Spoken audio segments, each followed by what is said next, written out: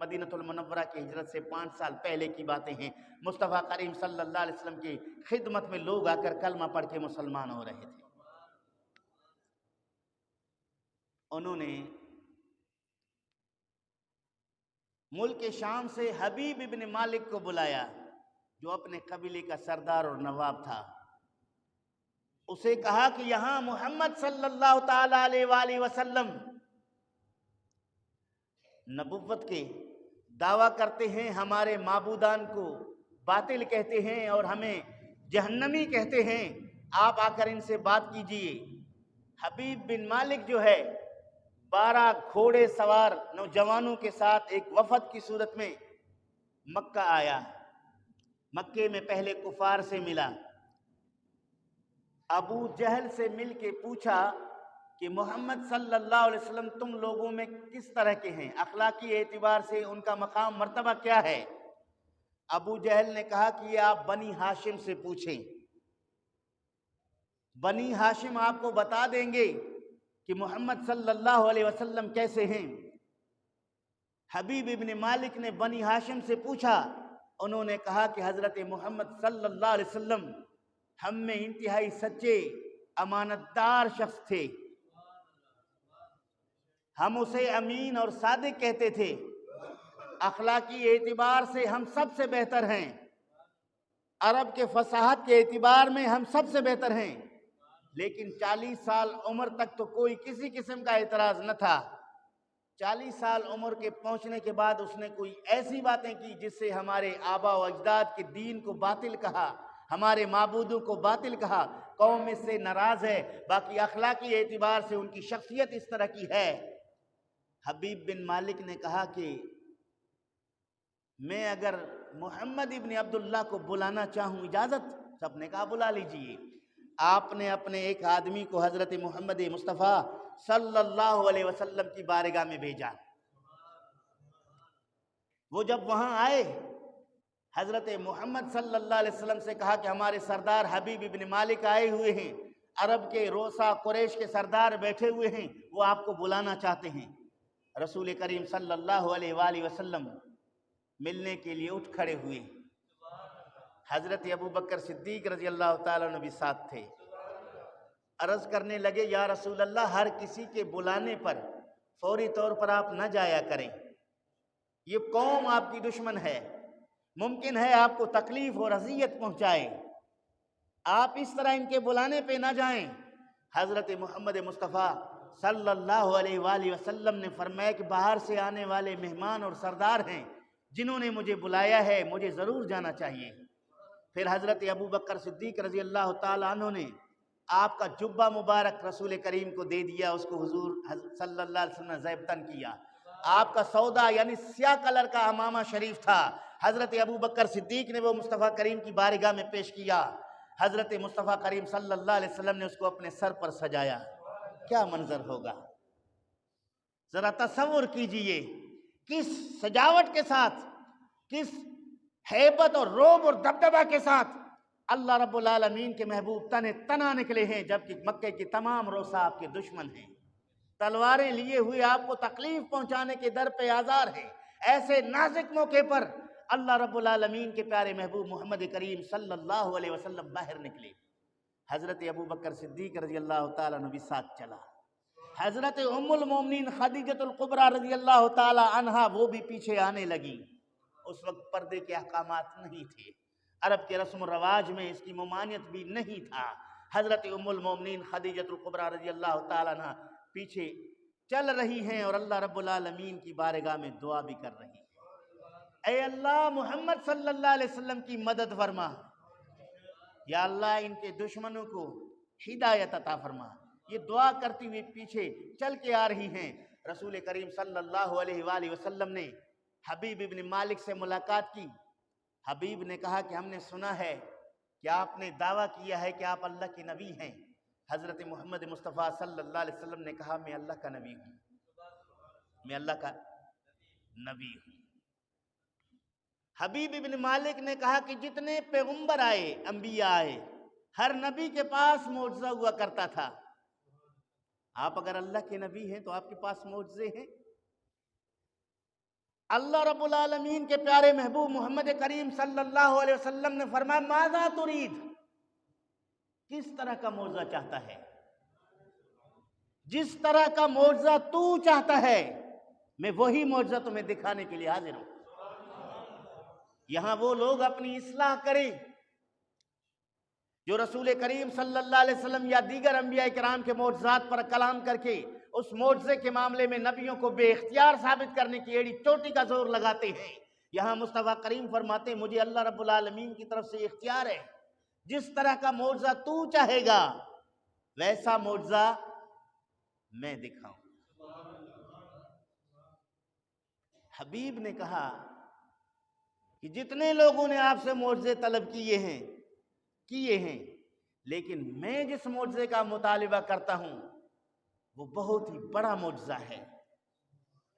مصطفیٰ کریم صلی اللہ علیہ وسلم نے فرمایا کہ جو تو کہنا چاہتا ہے وہ کر لے۔ سیرت نگار لکھتے ہیں جواہر البحار میں علامہ محمد بن یوسف لکھتا ہے، کہہ دو نا سبحان اللہ۔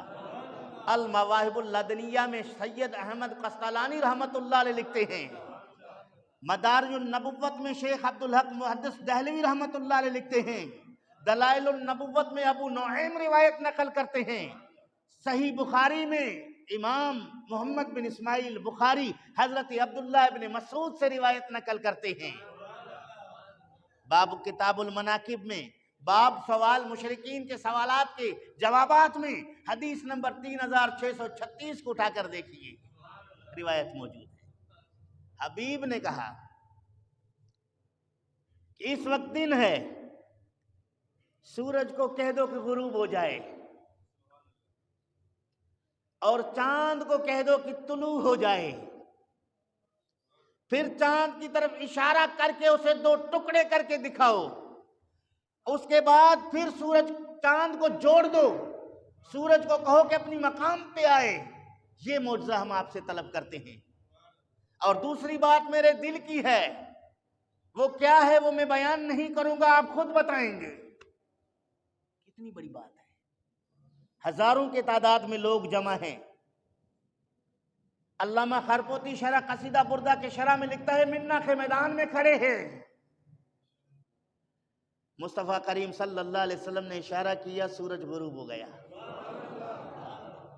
سخت اندھیرا ہو گیا، چاند طلوع ہو گیا، 14ویں کے چاند کی طرح چمک رہا ہے۔ مصطفیٰ کریم صلی اللہ علیہ وسلم نے اس کی طرف اشارہ کیا، چاند 2 ٹکڑے ہو گیا، چاند 2 ٹکڑے ہو گیا۔ سب نے دیکھا، ابو جہل بھی دیکھ رہا ہے، دیگر قریش کفار بھی دیکھ رہے ہیں، حبیب بن مالک بھی دیکھ رہا ہے منظر۔ مصطفیٰ کریم صلی اللہ علیہ وآلہ وسلم نے شارحین لکھتے ہیں اس سے پہلے رب ذوالجلال کی بارگاہ میں 2 رکعت نماز پڑھ کر دعا کی۔ الہ العالمین یہ اس طرح کا مطالبہ کر رہے ہیں، رب ذوالجلال نے جبریل کو بھیجا، جبریل جا کے میرے محبوب کو کہہ دو کہ میں نے پہاڑوں پر بھی آپ کو مسخر کیا ہے، زمین پر بھی آپ کو مسخر کیا ہے، آسمان پر بھی مسخر کیا ہے، یہ جس طرح کا مطالبہ کرنا چاہے قبول کر لے۔ یہ سب آپ کے اختیار میں ہیں، سب آپ کے۔ شاہ ندیدم در جہاں، شاہ ندیدم در جہاں، از قافتا ہم قیرواں، نے در زمین نے در سما، نے در زمین نے در زماں، چون مصطفیٰ باشد دیگر۔ اللہ رب العالمین نے مصطفیٰ کریم کو ایسی شخصیت بنایا، یہ معجزہ نہ آدم نے دکھایا، نہ شیش نے دکھایا، نہ نوح نے دکھایا، نہ ادریس نے دکھایا، نہ کسی پیغمبر نے دکھایا، یہ وہ معجزہ ہے صرف مصطفیٰ کریم صلی اللہ علیہ وسلم نے دکھا دیا۔ قرآن مجید میں بھی اس کو بیان کیا گیا، اس معجزے کو قرآن مجید میں بھی بیان کیا گیا۔ تو عزیزان گرامی، مصطفیٰ کریم صلی اللہ علیہ وآلہ وسلم نے کہا کہ یہ اب کلمہ پڑھ لیں۔ اس نے کہا ایک شرط اور بھی ہے، ایک شرط اور بھی ہے، وہ شرط یہ ہے کہ آپ کی ایک بیٹی ہے،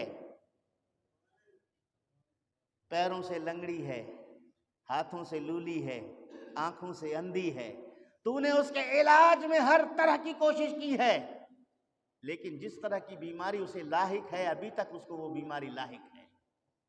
تو یہ چاہتا ہے کہ اللہ رب العالمین تیری بیٹی کو تندرستی عطا فرما دے، کلمہ پڑھ کے مسلمان ہو جا، اللہ تیری بیٹی کو صحت عطا فرمائے گا۔ حبیب بن مالک نے وہاں کھڑے کھڑے مصطفیٰ کریم صلی اللہ علیہ وآلہ وسلم کا کلمہ پڑھ کے مسلمان ہوا، اسلام قبول کیا۔ اس موقع پر ابو جہل کو پیروں سے سر تک آگ لگ گئی، جلن محسوس ہوئی، حسد کی آگ سے بھڑک کر کہا اے محمد تیرا جادو تو چاند پر بھی چل گیا، معاذ اللہ۔ لیکن ساتھ میں کسی دوسرے نے کہا ابو جہل جلد بازی نہ کرو، رک جاؤ ذرا، ابھی مصطفیٰ کریم صلی اللہ علیہ وسلم نے چاند کو آسمانوں سے ٹکڑا کر کے دو حصے کرا دیا، ایک کو جبل ابو قبیس کی طرف گرا دیا، دوسرے کو اپنے دائیں طرف گرا دیا، آپ نے دیکھا۔ اب ظاہر ہے کہ یہ اوپر معجزہ تھا، اس اوپر والے معجزے کو صرف ہم چند افراد نے نہیں دیکھا ہوگا، باہر کے لوگوں نے بھی دیکھے ہوں گے، دیگر شہروں کے لوگوں نے بھی دیکھے ہوں گے، دیگر علاقے کے لوگوں نے بھی دیکھے ہوں گے۔ ہمارے تجارتی قافلے مکہ سے تجارت کی غرض سے گئے ہوئے ہیں، وہ واپس آ جائیں گے، ہم ان سے پوچھیں گے کیا فلاں تاریخ کو تم نے چاند کے ساتھ یہ واقعہ رونما ہوتے ہوئے دیکھا؟ اگر انہوں نے تصدیق کی تو پھر معجزہ ہے، اگر انہوں نے انکار کیا تو پھر یہ چشم بندی یعنی جادو ہے، صرف ہماری آنکھوں تک دکھانے کا ہے، اس کی کوئی اثر نہیں ہے، چونکہ جادو ہوا تو ہم پر ہوا، باہر والے جو آ کر خبر دیں گے تو وہ باہر والے اس میں شامل نہیں ہیں، لہٰذا باہر والوں کے آنے کا انتظار کرو۔ چند دنوں کے بعد قافلے آنے شروع ہو گئے، ان قافلے والوں سے پوچھا گیا، انہوں نے تصدیق کر لی، ان قافلے والوں سے پوچھا گیا، انہوں نے تصدیق کر لی۔ جملہ رسل اندر زمین کردند پیدا معجزہ، جتنے انبیاء آئے جنہوں نے اپنی قوم کو معجزے دکھائے، تمام معجزوں کا تعلق زمین سے تھا۔ جملہ رسل اندر زمین کردند پیدا معجزہ، دو نیم شد در سما بروے چو کردہ یک نظر۔ آسمان میں چاند ہے، مصطفیٰ کریم نے اس کی طرف ایک نظر اٹھا کے دیکھی تو چاند دو ٹکڑے ہو گیا۔ سب کے معجزے زمین پر، مصطفیٰ کریم کا معجزہ آسمانوں پر بھی ہے، تو یہ رسول اکرم صلی اللہ علیہ وآلہ وسلم کا شان رفیع ہے، جس کو اللہ رب العالمین نے مصطفیٰ کریم کے شان کو قرآن مجید میں بھی بیان کیا، اور قرآن مجید کے 27ویں پارے میں اس کا ذکر موجود ہے۔ 27واں پارہ سورۃ القمر میں رب ذوالجلال نے اس کو بیان کیا ہے۔ تو عزیزان گرامی، وہاں سے آپ یہ بھی اندازہ لگا لیں کہ مصطفیٰ کریم صلی اللہ علیہ وسلم کا یہ معجزہ واقعہ پذیر ہوا، معجزہ وقوع پذیر ہوا۔ بعض مخالفین اعتراض کرتے ہیں کہ یہ چونکہ رب ذوالجلال نے اس سے پہلے کہا اقتربت الساعہ، قیامت قریب آ گئی، قیامت کے قریب آنے کا ذکر ہے، اس کے بعد وانشق القمر ہے، چاند دو ٹکڑے ہو گیا، تو قیامت کے قریب ہونے پر چاند کے دو ٹکڑے ہونے کے معجزے اس واقعے کو بیان کیا گیا ہے، یہ ابھی وقوع پذیر نہیں ہوا۔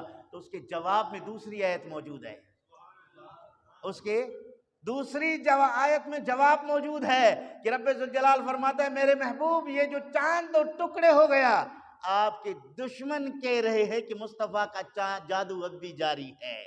تو یہ اس وقت لوگوں نے مصطفیٰ کریم پر جادو کا الزام لگا دیا، یہ چاند کا پھٹنا مصطفیٰ کی موجودگی میں، اور پھر چاند کے پھٹنے کو جادو کہنا کفار کی طرف سے، اس کو بھی قرآن مجید نے بیان کیا۔ اگر یہ قرب قیامت میں ہوتا تو مصطفیٰ کریم صلی اللہ علیہ وآلہ وسلم قیامت قائم ہونے پر اپنے قبر مبارک سے باہر آئیں گے، محشر میں آئیں گے، میزان پہ آئیں گے، حوض کوثر پہ آئیں گے، پل صراط پر آئیں گے، وہ بات کی بات ہے۔ لیکن قرب قیامت یعنی ابھی دنیا کی چند دن باقی ہوں، اس سے پہلے مصطفیٰ کریم کا دنیا میں ظہور پذیر ہونا ظاہری جسم کے ساتھ کہیں بھی ثابت نہیں ہے، نہ اس کا ذکر ہے، نہ اسلام میں اس کا عقیدہ رکھا جاتا ہے۔ تو پتہ چلا کہ یہ وہ معجزہ ہے جس کو رونما ہو گیا۔ اب قیامت قریب ہونے کا ذکر کیوں ہے، اس کو ذرا سن لیے۔ اس لیے کہ مصطفیٰ کریم صلی اللہ علیہ وسلم اللہ کے آخری نبی ہیں، اس کے بعد کوئی نبی نہیں آئے گا۔ مصطفیٰ کریم صلی اللہ علیہ وسلم کی نبی بن کے تشریف لانا یہ بھی ایک قیامت کی نشانی تھی، یعنی اس کے بعد قیامت ہے اور کوئی پیغمبر نہیں ہے۔ اور قرآن کریم کا نزول ہونا یہ بھی قیامت کی نشانی ہے، چونکہ قرآن کریم اللہ کی طرف سے نازل ہوا، اس کے بعد کوئی کتاب نازل نہیں ہوگی، چونکہ اگر اس کے بعد قیامت قائم ہے تو اس لیے اقتربت الساعہ کا لفظ پہلے موجود ہے۔ مصطفیٰ کریم کا نبی بن کے آنا یہ تمہیں متنبع کر رہا ہے اب قیامت قریب ہے، اس کے بعد کوئی پیغمبر نہیں آئے گا۔ اور عربی قاعدے کے مطابق ہر آنے والی چیز کو قریب کہتے ہیں، ہر آنے والی چیز کو، چاہے اس میں ہزاروں سال کا وقت ہے لیکن وہ قریب ہے، کسی نہ کسی دن وہ واقع ہونا ہی ہے اسے، تو لہٰذا اس لیے اس پر اقترب کا لفظ استعمال ہوا ہے۔ تو یہاں قیامت قریب ہونے کا ذکر مصطفیٰ کریم صلی اللہ علیہ وسلم کے اس معجزہ میں بیان ہے۔ تو رسول کریم صلی اللہ علیہ وسلم کے اس معجزہ سے بھی کئی لوگ کلمہ پڑھ کر مسلمان ہوئے، اسلام کو تقویت ملی۔